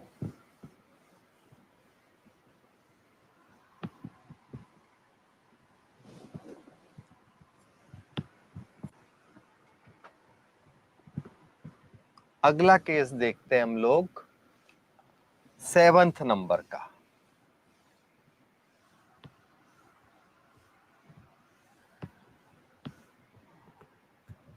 करो क्वेश्चन में अगला लिख देता हूं, जब तक इसमें दिमाग लगाओ आप।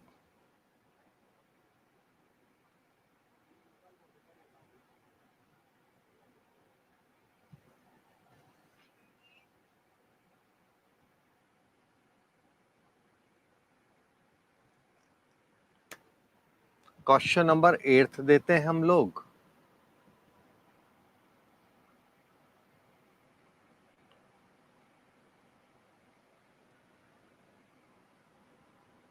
Calculate the free energy per mole when liquid water boils against 1 atm pressure।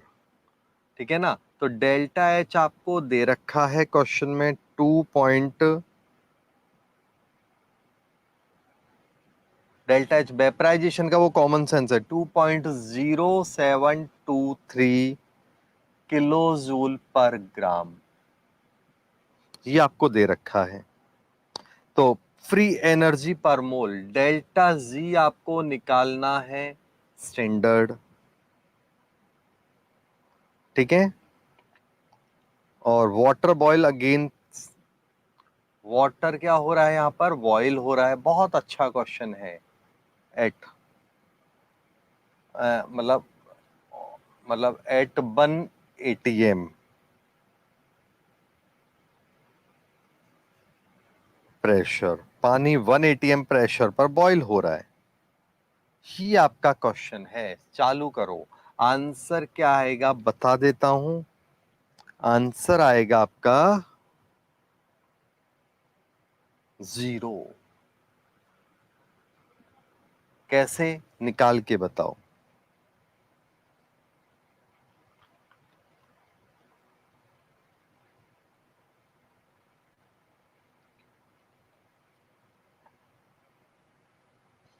अगला 9th नंबर का क्वेश्चन, डेल्टा जी स्टैंडर्ड है,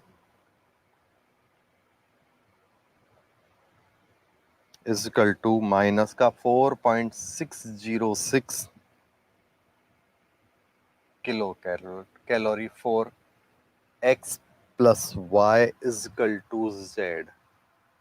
इस रिएक्शन के लिए डेल्टा जी का वैल्यू दे रखा है, वैल्यू ऑफ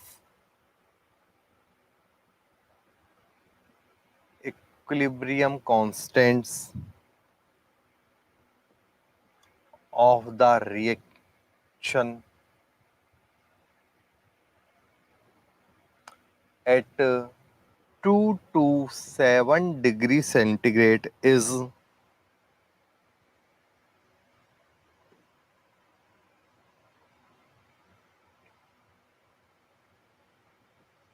ये आपको निकालना है। आर का वैल्यू यहाँ कैलोरी के हिसाब से चलना है आपको, तो आर का वैल्यू 2 किलो कैलोरी पर मोल पर केल्विन होगा।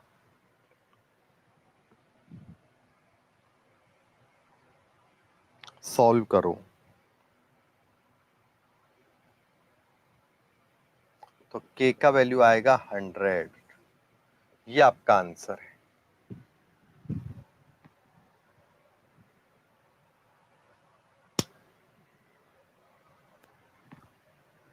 सिक्स में डेल्टा एच और delta S T greater than लिया तो भी हो गया, ठीक है। देखो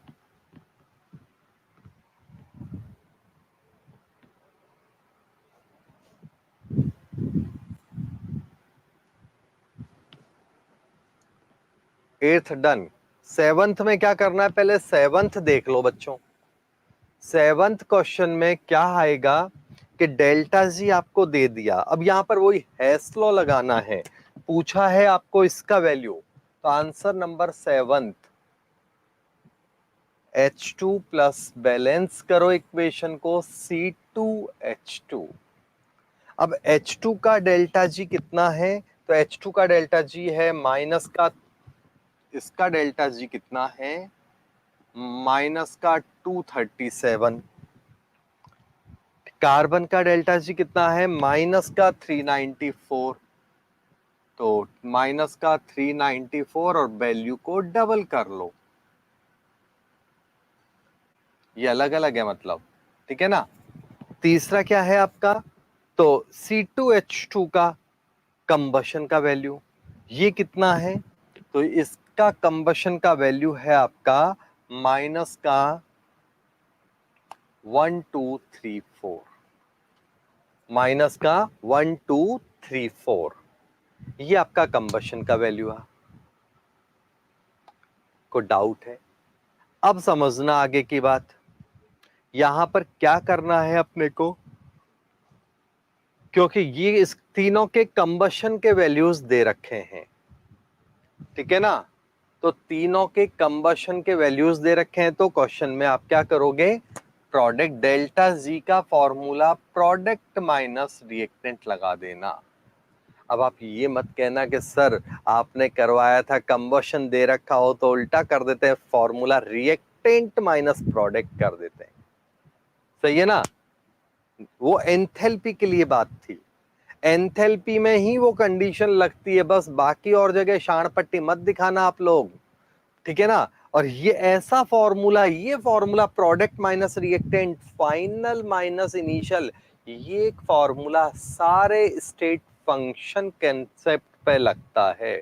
जहां भी स्टेट फंक्शन आएगा उन पर ये फॉर्मूला लगेगा ही लगेगा। कोई डाउट है तो बोल दो, आया कि नहीं आया समझ में, बोलो। चले हम आगे। तो ये बात आप ध्यान रखना कि ये यहाँ शाण पट्टी में फॉर्मूला उल्टा कर दो और आंसर नेगेटिव हो जाए, तो प्रोडक्ट में ये रहा, रिएक्टेंट में ये दोनों को वैल्यू को ऐड करो, ऐश करो। किसी को प्रॉब्लम है सेवंथ नंबर का क्वेश्चन सॉल्व करने में, तो तुरंत रेस्पॉन्स दो, जल्दी से रेस्पॉन्स दो।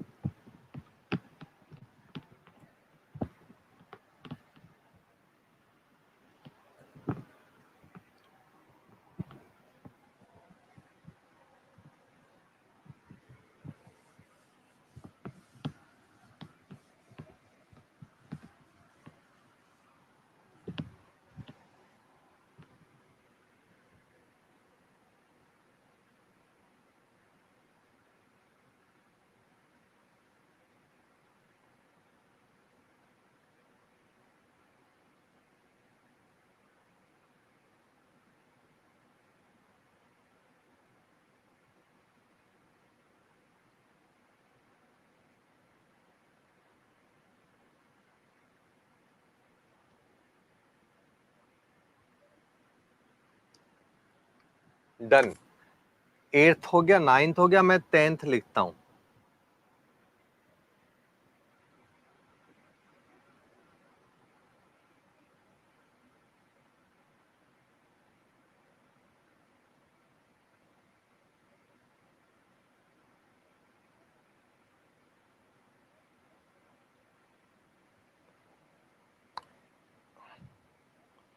If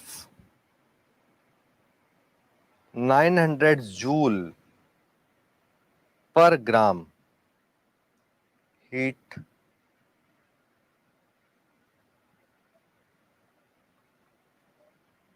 exchange at boiling point of water, then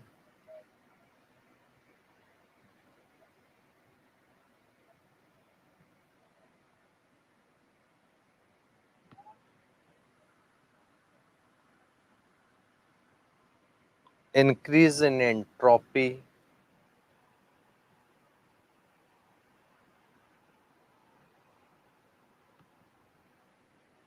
ठीक है ना। एंट्रोपी इंक्रीज क्या होगा ये बताओ।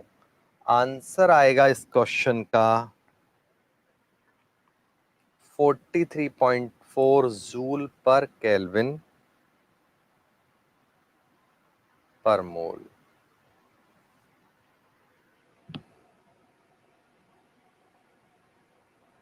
ठीक है, एक और क्वेश्चन दे देता हूं।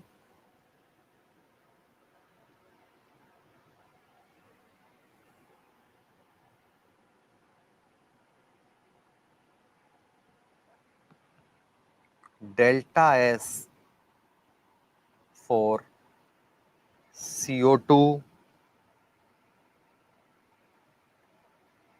C एंड O2, तीनों के डेल्टा एस दे रखे हैं आपको। 213.5,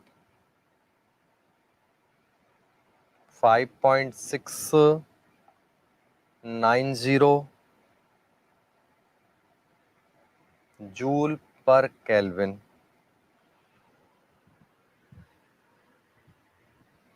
ये तीनों का ये वैल्यू दे रखा है। तो आपको अब क्या करना है, डेल्टा एस CO2 का आपको क्वेश्चन में निकालना है। एक मिनट, ठीक है।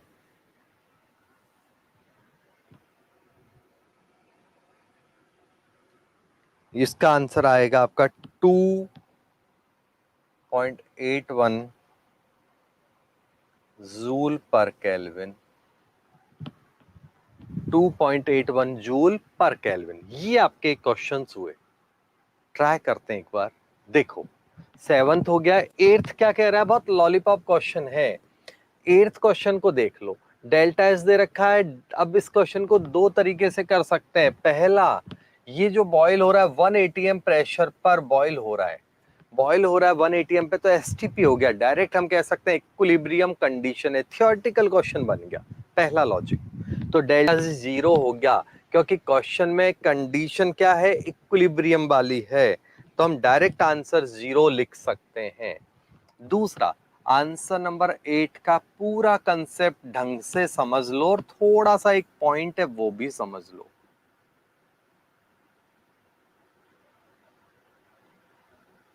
ये हमारा फॉर्मूला है, ठीक है। अब इस फॉर्मूले में अगर हम बात करें तो ये डेल्टा एच, ठीक है, एक तो ये रहा। दूसरा एक और फॉर्मूला था एंट्रोपी का। सबसे पहले दोनों में बेसिक बात देखो, यहां ये जो टेम्परेचर है indicate boiling point, melting point, etc. क्योंकि क्वेश्चन में क्या होता है कि अगर मैं इसी को टी को इधर ले आऊं तो यहाँ जीरो हो जाएगा कि नहीं हो जाएगा। देखो टी इधर आ गया तो delta H equal to T delta S, और ये टी डेल्टा एस की जगह डेल्टा एस रख दूंगा तो आंसर जीरो होएगा ना। कोई डाउट है तो बोल दो। चले, ये तो ये बात हुई। तो अब बात आती है कि टेम्परेचर, दोनों टेम्परेचर में डिफरेंस क्या है। What is the difference between temperature of gives free energy and entropy. तो इन एंट्रोपी, एंट्रोपी का जो टेम्परेचर है वो बॉइलिंग पॉइंट, मेल्टिंग पॉइंट वगैरह वगैरह को बताता है। एंट्रोपी का जो टेम्परेचर है वो बॉइलिंग पॉइंट, मेल्टिंग पॉइंट वगैरह को बताता है। लेकिन गिव्स फ्री एनर्जी का जो टेम्परेचर है, गिव्स फ्री एनर्जी वाला जो टेम्परेचर है, ये स्टैंडर्ड है 298 केल्विन को बताता है। ये फिक्स है, स्टैंडर्ड है। तो ये दोनों के टेम्परेचर में डिफरेंस है।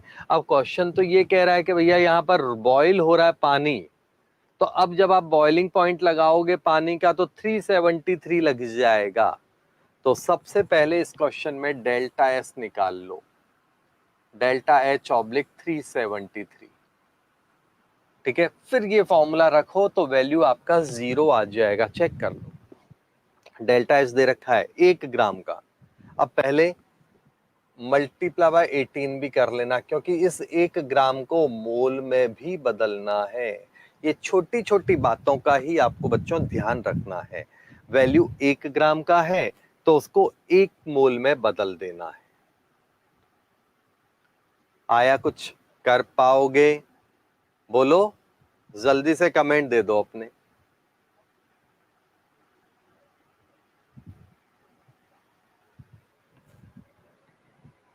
नेक्स्ट देखो, इसके बाद अगला जो पॉइंट आता है 9th नंबर क्वेश्चन, डायरेक्ट है, कुछ नहीं करना आपको, केवल फॉर्मूला रखना है।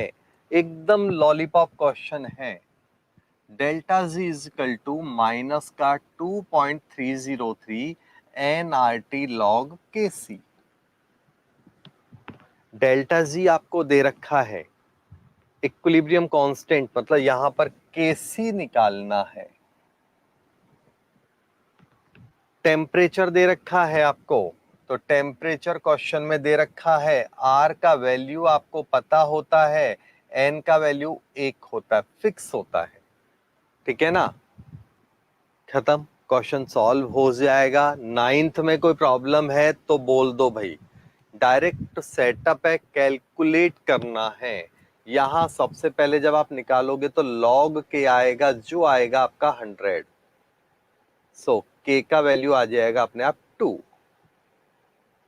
ये लो, चेक कर लो, नहीं आए तो रिपीट कर दो।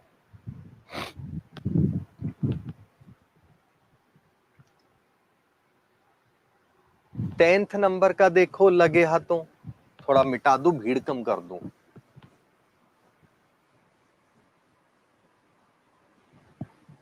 टेंथ नंबर का क्वेश्चन क्या कह रहा है आपका? तो टेंथ नंबर का क्वेश्चन कह रहा है टेम्परेचर है इतना जूल पर ग्राम, हीट, पानी का बॉइलिंग पॉइंट दे रखा है, तो एंट्रोपी कितना इंक्रीज होगा? तो delta S is equal to delta H oblique temperature. ये 1 ग्राम की वैल्यू इतनी है, तो वैल्यू स्टैंडर्ड जब पूछते हैं ना तो 1 मोल में निकालनी होती है। तो 1 मोल की वैल्यू 18 से मल्टीप्लाई कर दो, क्योंकि पानी है, तो 1 ग्राम की वैल्यू को 1 मोल में बदल दिया हमने। और टेम्परेचर तो बॉइलिंग पॉइंट है, तो आपको पता पानी का बॉइलिंग पॉइंट होता 100 डिग्री। चलो घर जाके आराम से सॉल्व कर लेना। समझ में आया कि अभी भी प्रॉब्लम है आंसर नंबर 10th में? ये आंसर नंबर 10th है।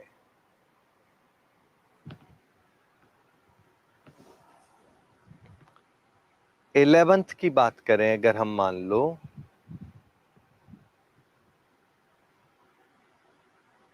तो क्या होगा?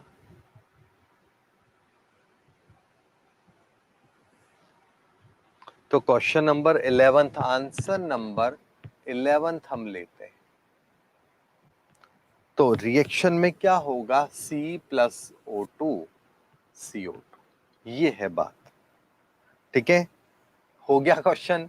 डेल्टा एस निकालना है प्रोडक्ट माइनस रिएक्टेंट करके। ये रिएक्शन है, इसका डेल्टा एस आपको निकालना है प्रोडक्ट माइनस रिएक्टेंट करके। कोई इश्यू है तो बोल दो भाई, फटाफट कमेंट दो। 11th में देखो, ये दे रखा है, ये दे रखा है, ये दे रखा है, तो इसका फॉर्मेशन का वैल्यू निकालना है। मतलब यहां पर इस रिएक्शन का वैल्यू डेल्टा एस दे रखा है 213.5, तो इसका वैल्यू निकालना है। ये सब दे रखे हैं, ये है आपका क्वेश्चन। कर पाओगे? फटाफट कमेंट दो जल्दी से।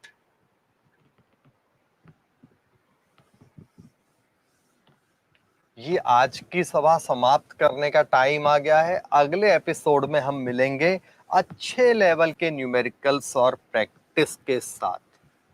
किसी को कोई और डाउट हो या और कोई कमेंट देना है तो फटाफट दे दे। कुछ और लगता है कि ये बाकी है वो बाकी है तो भी बोल सकता है। अगली क्लास में भी आप बोल सकते हो। आते ही अगर कुछ आपको लगता है थ्योरी में और कुछ करना है तो मैं पहले वो कराऊंगा, अदरवाइज बैठा के अच्छे लेवल के प्रैक्टिस चलेगी अगले एपिसोड में। तो कोई कमेंट है तो जल्दी बोलो, नहीं तो मैं गो वेंट गॉन हो रहा हूं